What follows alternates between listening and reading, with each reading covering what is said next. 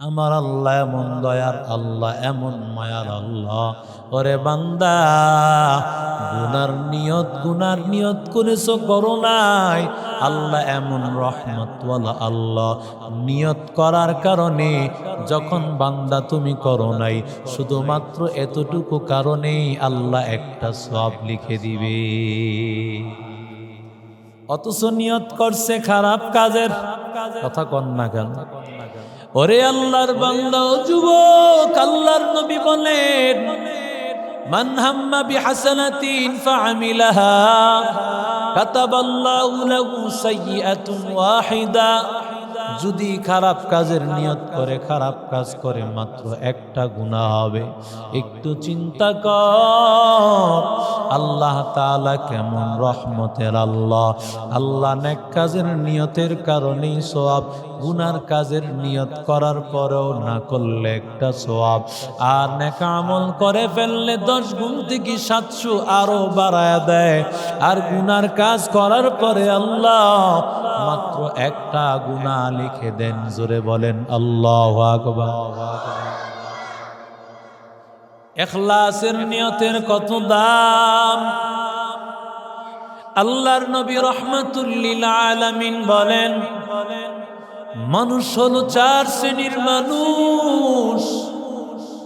এক শ্রেণীর মানুষ হলো আতাহুল্লাহ রিজকান ইলমা ওয়া মালা।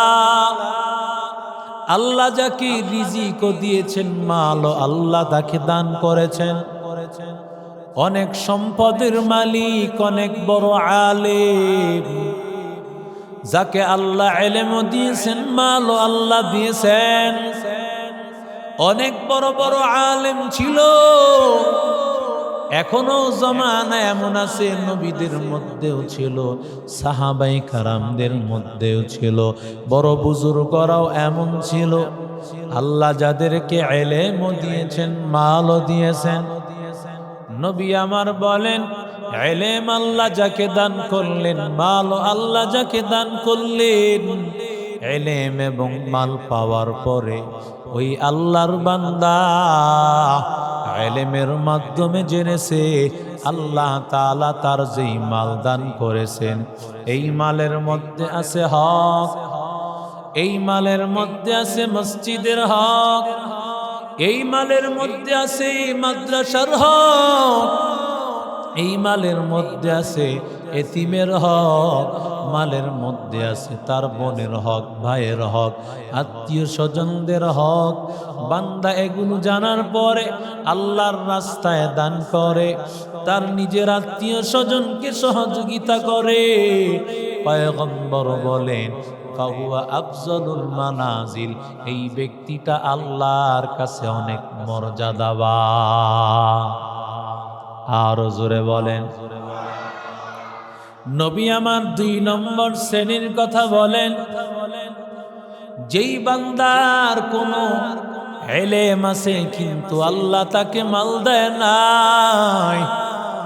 আল্লাহর বান্দা বলেন, আয় আল্লাহ, তুমি যদি আমারে মাল দিতা, আয় আল্লাহ লা'আমালতু ফুলানান ফুলানান, আয় আল্লাহ অমুক অমুক কাজ আমি করতাম। আল্লাহর বান্দা যদি ইখলাসের সাথে করে, এই কথা যদি আল্লাহর কাছে বলে, আয় আল্লাহ যদি মাল দিতা, আয় আল্লাহ তোমার রাস্তায় দান করতাম, কিন্তু আল্লাহ তাকে দিয়েছে ইলম, কোনো সম্পদ দেয় নাই, ওই বান্দা, আল্লাহর নবী বলেন, শুধুমাত্র নিয়তের কারণে আল্লাহ তাআলা যেই আলেমের মালও আছে, ইলমও আছে, তার চাইতে এই লোকটার মর্যাদা অনেক বেশি। কারণ এই লোকটার মাল নাই, কিন্তু এরপরও এত বড় মর্যাদা কেন? একমাত্র কারণ হলো ওর ইখলাসের নিয়ত। বিশুদ্ধ নিয়তের কারণে আমার মালিক আল্লাহ ওর মর্যাদা বাড়ায় দেন। 3 নম্বর রাহমাতুল লিল আলামিন বলেন, যাকে আল্লাহ ইলম দেন নাই, ফাআতাহুল্লাহু মালা, কিন্তু আল্লাহ তাকে মাল দান করেছেন। ওই মাল দান করার উপর ফাহুয়া ইয়াহবিতু, সেই মালগুলো অন্যায়ভাবে খরচ করে। এই মালগুলো সে বিভিন্ন ডিজে পার্টিতে খরচ করে, গানগুলো বিভিন্ন গানের অনুষ্ঠানে খরচ করে। 36 ইঞ্চি 42 ইঞ্চি বড় টিভি ঘরের মধ্যে নিয়ে আসে।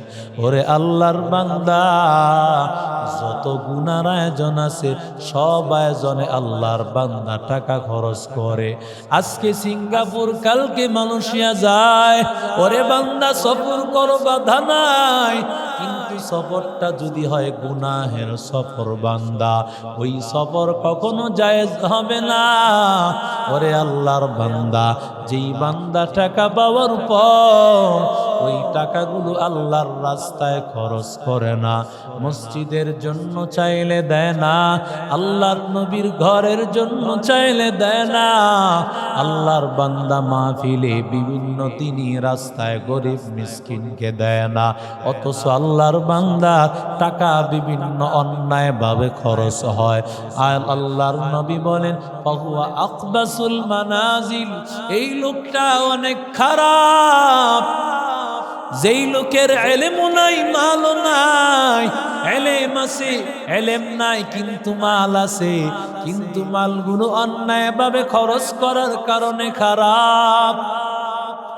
আরেক আল্লাহর বান্দার এলেমও নাই, মালও নাই, এ হলো 4 নম্বরের ব্যক্তি, যাকে আল্লাহ এলেমও দেয় নাই, মালও দেয় নাই, কিন্তু আল্লাহর বান্দা বলে অমুক সাহেবের ঘরে 36 ইঞ্চি টিভি, কিন্তু আমি রিক্সা চালানোর কারণে 36 ইঞ্চি কিনতে পারি না। যদি আল্লাহ দিত 36 না 42 ইঞ্চি আসেনি, এখন আছে, কথা সত্যই, আমি তো আর জানি না। 80 ইঞ্চিও আছে। মারহাবা কবেন না নাউজুবিল্লাহ কবেন? আরো জোরে কন। নাউজুবিল্লাহ আর মারহাবা কয়া লাভ কি? মোবাইল তো ঘরে ঘরেই, পকেটে পকেটে, কথা কন ঠিক না বেঠে? একটা সময় তো বিভিন্ন জায়গায় জায়গায় জায়গায় বিভিন্ন সিনেমা হল ছিল। সিনেমা হলওয়ালারা কয় কর্তৃকেই মোবাইল বের হয়েছিল, মোবাইল বের হয়েছে আর সিনেমা সব শেষ, কারণ যত সিনেমা সব পকেটে, কথা কন ঠিক না বেঠে? আল্লাহর নবী বলেন 4 নম্বর বান্দা, টাকা নাই কি এলেমও নাই, কিন্তু বান্দা চিন্তা করে টাকা হইলে 80 ইঞ্চিটা আমি কিনতাম, কথা কন না কেন?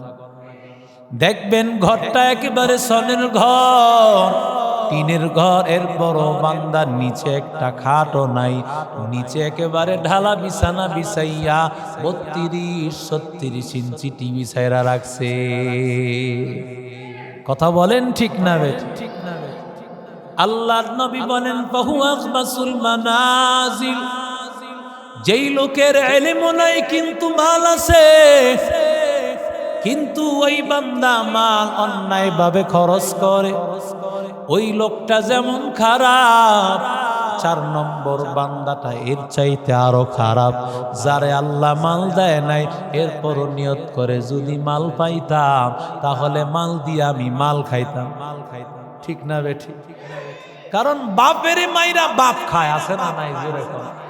এখন আপন বাবারে মাইরা বাবা খাওয়ার জন্য যুবকেরা আজকে অন্যায়ভাবে চলতেছে, কথা কন ঠিক না বেঠি?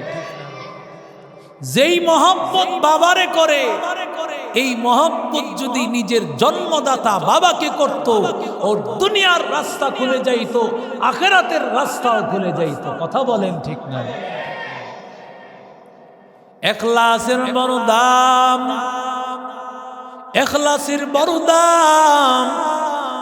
বান্দা তুমি ইখলাসের আমলের কারণে আল্লাহ তাআলা, তুমি যদিও জানো না যেই লোকটাকে দান করেছো ওই লোকটা চোর, ওই লোকটা জিনাকার, ওই লোকটা ধনী, কিন্তু তুমি দান করে দিয়েছো, আল্লাহ এই আমলের কারণে তোমার আমল নামায় দিবে সওয়াব।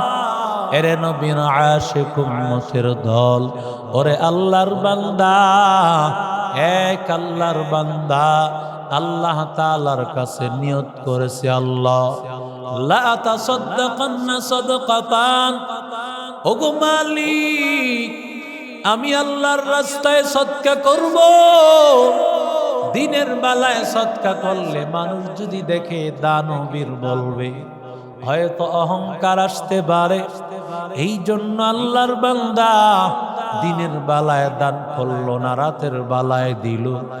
আল্লাহর বান্দা এমন একটা ফাওয়াজআহা ইলা ইয়াদি সারিকিন, যেই লোকের কাছে দিয়েছে আসলে লোকটা কোনো গরিব ব্যক্তি না, আসলে লোকটা টাটকা একটা চোর।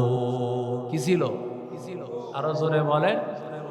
বুখারী শরীফের মধ্যে আছে, আল্লাহর বান্দা চোরকে রাতের অন্ধকারে দেওয়ার পর সকাল বেলায় যখন প্রকাশ পেয়ে গেছে, যেই লোকটাকে তুমি দান করেছো লোকটা ছিল চোর। আল্লাহর বান্দা তো জানে না, আল্লাহর বান্দা তো মনে করেছে আসলে এই লোকটা অভাবী, রাতের বেলায় ঘুরতেছে, মনে হয় তার কাছে কোনো টাকা নাই, বাড়ি নাই, হয়তো বড় অভাবী। ওরে আল্লাহর বান্দা, যারা নামাজ পড়ে অন্যকে নামাজি ভাবে, যারা চুরি করে অন্যকেও চোর ভাবে।